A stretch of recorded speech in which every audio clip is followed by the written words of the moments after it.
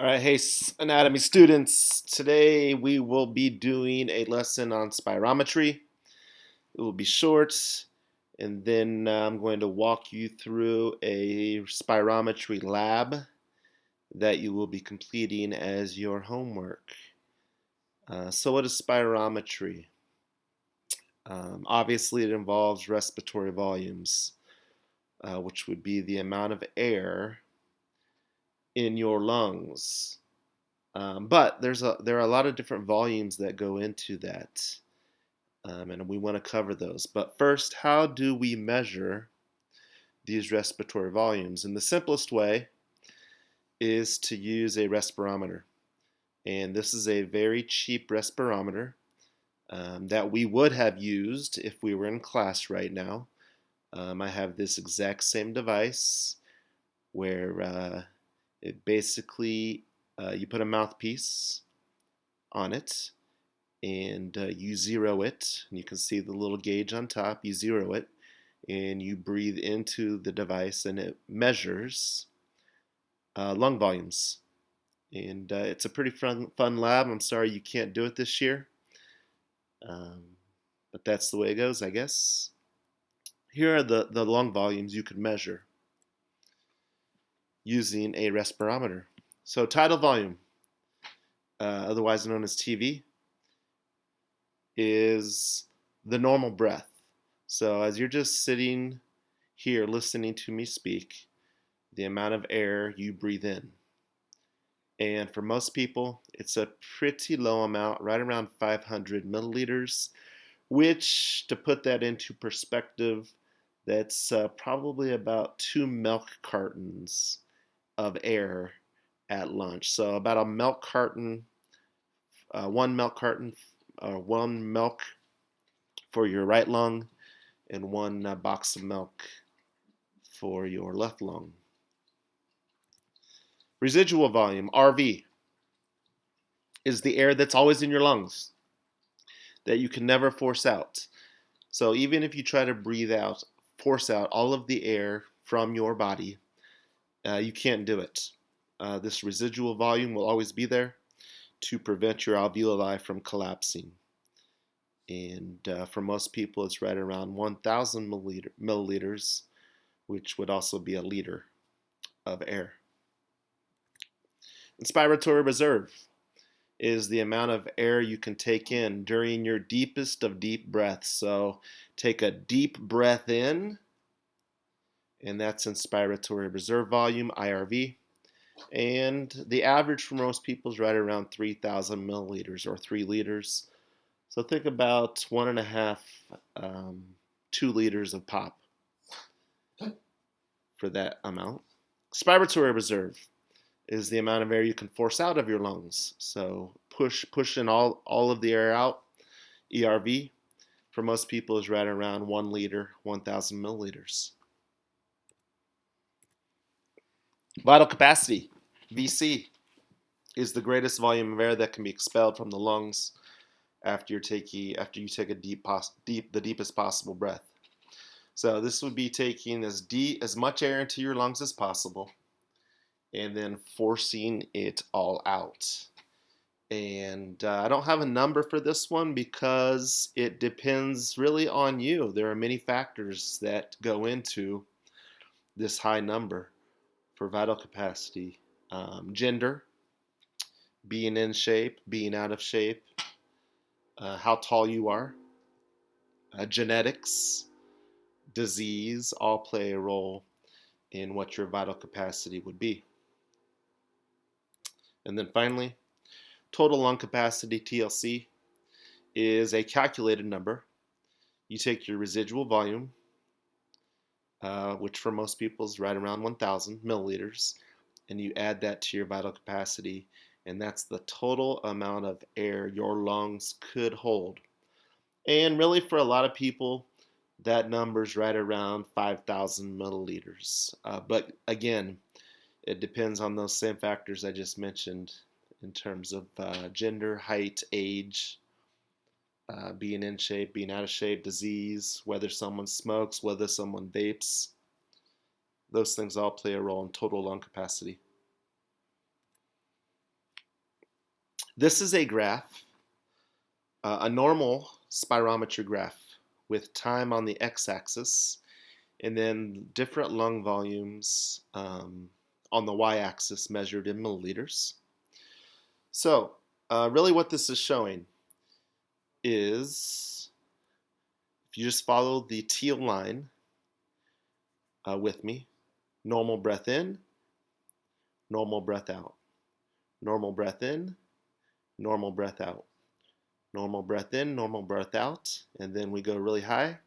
Take as much air into your lungs as possible. Force it in, out, normal. Breathe in, breathe out, breathe in. Force all of the air out of your lungs. Breathe in normal, breathe out, breathe in, breathe out.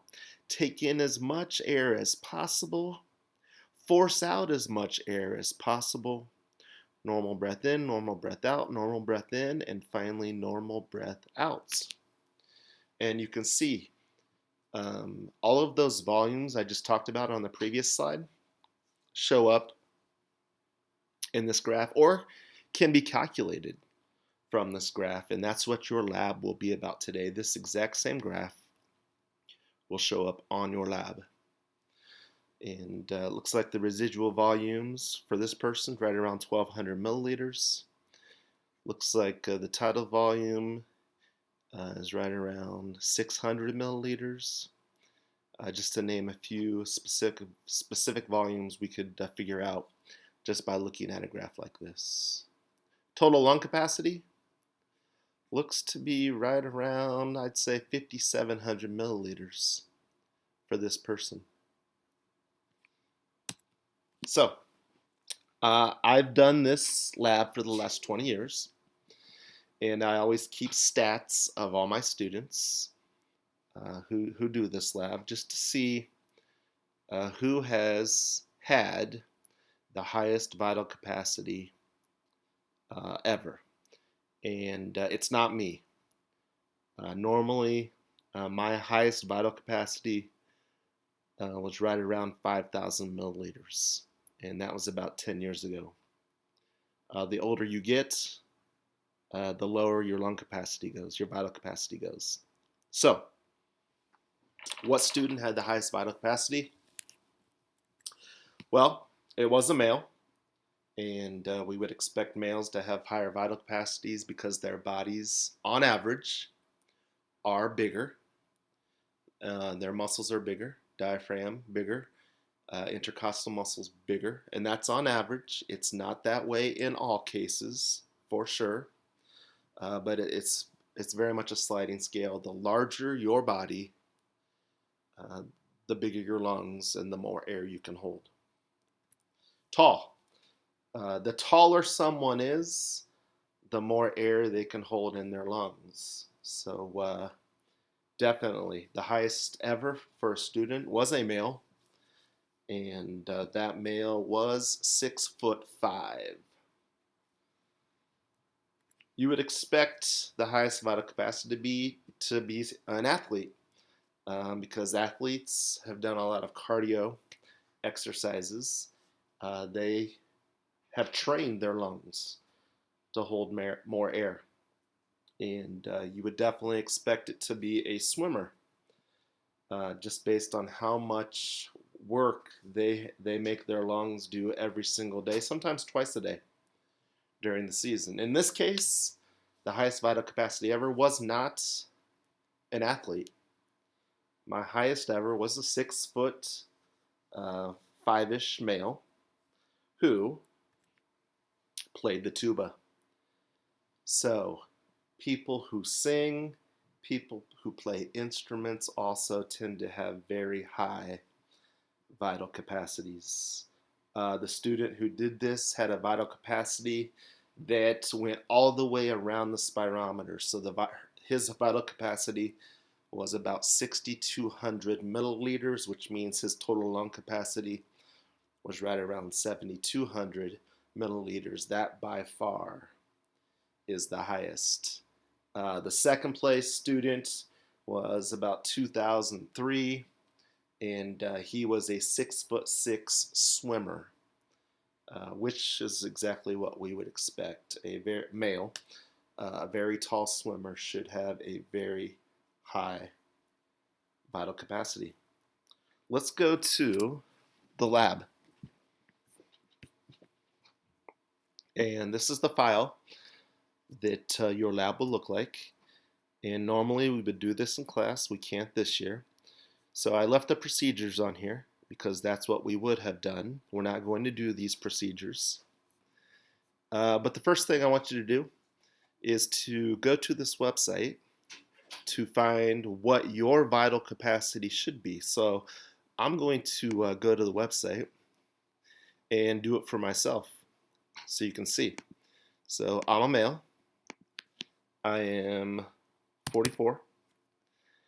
My height is in inches, so I am 6'1". So that would be 6 feet times 12 plus 1, which would be 73 inches. And you can see right now, my vital capacity should be, if we just round this, 4,209 milliliters. So I type that in. And then I can change that into liters by dividing by 1,000, or this website, 4.209.